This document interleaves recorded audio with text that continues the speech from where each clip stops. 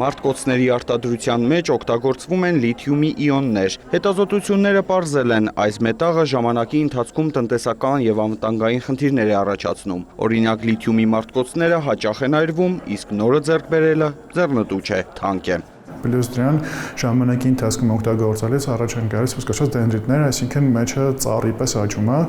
ու կարող առաջ բերի կարճ միացման, պայթյունի, հրդեհի եւ այլն։ Մայրբույի երիտասարդ գիտաշխատողն ասպիրանտական աշխատանքի շրջանակում փնտրում է օրգանական նոր նյութեր, որոնք կփոխարինեն լիթիումին մարտկոցների արտադրության մեջ։ Ի տարբերություն ոչ անօրգանականների, սրանց դեպքում խնդիր կա նաեւ իրենց կայունությունը կանխատեսելու, որը որ բավականին բարդ խնդիրներ ներկայացնում, մեթոդոլոգիան դեռ բարձ չի։ Օրգանական նյութերի հիմքում ածղածինն է, այս նյութերն ավելի տարածված են, դրանց քանակը հասնում է մինչև մի քանի միլիարդի, այդ պատճառով աշխատանքները բարդանում են, սակայն երիտասարդ գիտնականը դրական արդյունքներ է խոստանում։ Ֆիլտրներով առանձնացվում է մի քանի միլիոն, որոնցից մենք ընտրելու ենք որոշ գործիքների օգնությամբ։ Այդ ընտրվածքը, որ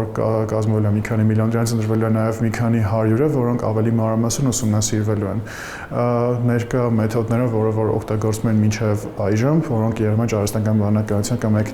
մեքենայական ուսուցման գործիքներ չէին ենթադրում, դա կարող է տևել 15 տարիներ։ Հիմա այդ մեթոդների կիրառությամբ 100 կամ 1000 անգամ ավելի արագացել է process-ը։ Միքայելը փետրվարին կմեկնի Շվեդիայի Կարլստադի համալսարան, որտեղ պրոֆեսոր Մոյսեն Արաուխոյի հետ կմշակեն օրգանական նյութերի կայունությունը բացահայտող նոր մեթոդ։ Տեսնա ակտիվ իրականացման փուլում է, հաշվարկներ իրականացվում են տարբեր տվյալների բազաների ուսումնասիրություններ, մոտ ապագայում արդեն Շվեդիայում կփորձենք այդ ամեն ինչը համակարգելով ինչ-որ արդյունքի բերել ու գիտության տեսանկյունից արդեն ինչ-որ գնահատելի արդյունք ունենալ։ Օրգանական նյութերի կիրառումն արտադրության մեջ կնպաստի մարտկոցների գների նվազեցմանն ու անվտանգության բարձրացմանը։ Ի դեպ Միքայելի ասպիրանտական աշխատանքը ֆինանսավորել է Բարձրագույն կրթության և գիտության կոմիտեն ասպիրանտների և երիտասարդ հայցորդների հետազոտությունների աջակցության ծրագրով։ Արամ Մանանդյան, Արամ Հարությունյան, լուրեր։